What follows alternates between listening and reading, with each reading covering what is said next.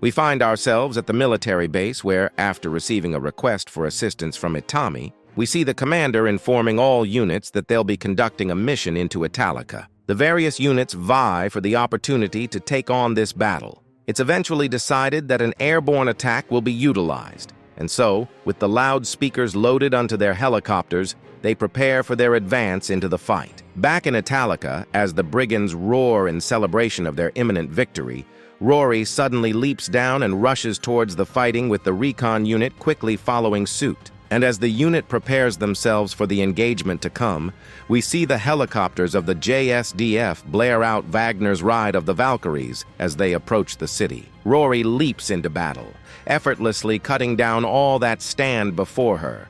And as all stare with bated breath at the Oracle, they hear the distant sounds of the helicopters and their foreboding music.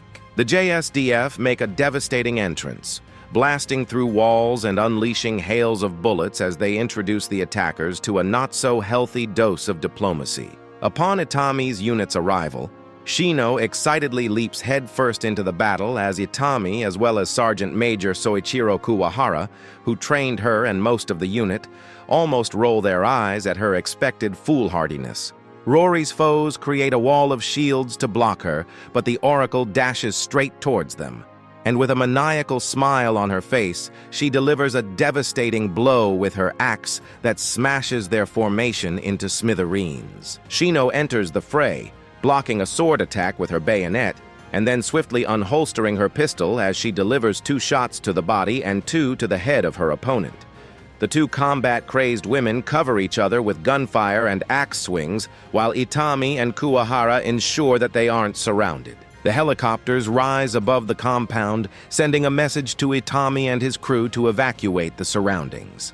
Once clear, they unleash a hail of bullets that annihilate every foe within the compound, bringing a devastating end to the battle. With the battle concluded, Tuka and Lele carry out the task that actually brought them to the city, negotiating a fair price as well as some information for the hundreds of dragon scales they brought. On their way back home, Itami and crew spot a bevy of beautiful knights fast approaching them.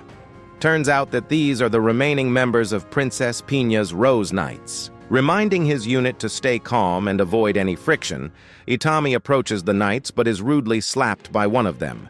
His crew lock and load their weapons, but in an effort to avoid more conflict, their commanding officer shouts at them to leave and return to the base. And so as the episode comes to an end, Itami finds himself alone before the beautiful, yet aggressively dangerous knights, as they point their weapons at him.